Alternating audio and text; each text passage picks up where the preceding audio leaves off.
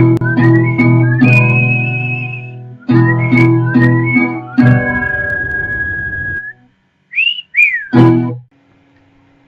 this is Wendy, and welcome to the San Diego Science and Education Channel. We have a lot of great science and educational events going on in San Diego for the month of April, so I'm just going to jump right into it.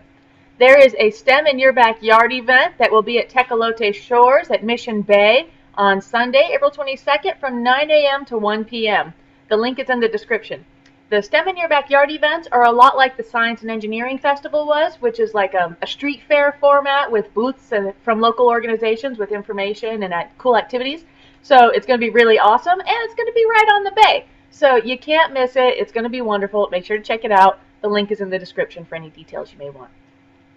The next thing I want to mention is the awesome Library Next program, which has fabulous workshops for your middle school or high schooler for the month of April. Some of which look so cool that I want to do them myself. Their messy science class will be exploring what makes things ooze, explode, and spin by simulating tsunamis, landslides, permafrost, and more. Workshops on how to make websites, coding with do-it-yourself drones, the physics of fidget spinners, rocket science, Android app design, mysteries of the human genome, marine mammals of California, slimy sea creatures, and dissecting a squid are all in store for your lucky student during the month of April at a library near you. So click on the link below to see when a workshop you want will be at a library near you. So cool. And these are all free, by the way, so even cooler. The Fleet Science Center has a Mythbusters explosive exhibition going on now. I checked it out with my son just day before yesterday, and it was very, very cool. It costs a little extra to see, but the hands-on experiments set up from the Mythbusters show are wonderful, including building a house that can withstand a wind tunnel, getting an airplane to take off from a conveyor belt, throwing cards to stick into a target, pulling a tablecloth without spilling the dishes, and the question of which gets you more wet, walking or running in the rain, with real water tunnels with drops with UV dye in them to show up on you for comparison under UV lights. Super awesome.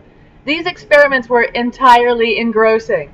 The live demonstration of how to dodge a paintball was exciting, and we stayed much longer than we expected to stay, playing with each experiment. I cannot recommend it enough. Make sure to go check it out. The link is in the description below. Mythbusters.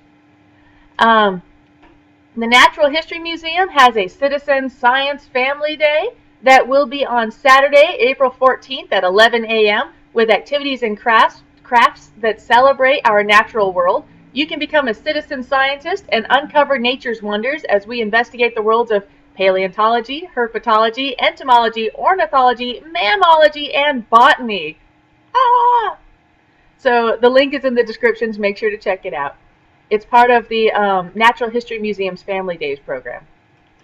And in this case, it's all leading up to this. This is the last thing that I'm going to be talking about, but it's the biggest and most exciting, and that is the City Nature Challenge. This is a worldwide competition starting on Arbor Day, April 27th, and going through the 30th to see which city can make the most observations of their local plants and animals over a 4-day period. Since San Diego is one of only 35 biodiversity hotspots in the world, we should have this in the bag. The global event is organized by the Natural History Museum of Los Angeles and the California Academy of Sciences. The NAT is spearheading our local effort. The goal is to document as many species as possible via your smartphone. The event begins Friday, April 27th at 12 a.m. Pacific Time and ends Monday, April 30th at 11:59 p.m. To participate, just download the iNaturalist app to your phone. It's very user-friendly. Join the 2018 City Nature Challenge, San Diego iNaturalist project. Take photos of different species from the 27th through the 30th and upload them on iNaturalist. The iNaturalist community will even help you identify these plants and animals that you take pictures of. Organizations across the city are all participating with workshops, nature hikes, iNaturalist training videos and workshops, volunteer opportunities, and more. There's a link through the Natural History Museum below with information on different events all going on through the month of April to get ready for and to participate in this amazing event. It's going to be really cool. And don't forget that if you want to go out at night and document some species, you can go to the beaches at night for the Grunion run. April is just for observation. There's no catching allowed, but you can document the Grunion and send those pictures in, and those will totally count. Link to the Grunion schedule is below, and the museum will announce the tallied results on Friday, May 4th. Oh, it's going to be really cool. Very exciting. Oh, gosh. These are just some of the April science and education events going on in San Diego. If you heard about an event that you didn't know about, if you like the channel, you want to see more, be sure to like this episode and subscribe so that you don't miss any of the many great events going on in San Diego every day. And do you know of any things that I miss and you want me to include in a future episode? Do you have any great ideas for future episodes, or do you just want to give me some feedback about how to make this channel better? Absolutely feel free. Make sure to leave a comment below, and remember, as always, to be an active learner. Thanks.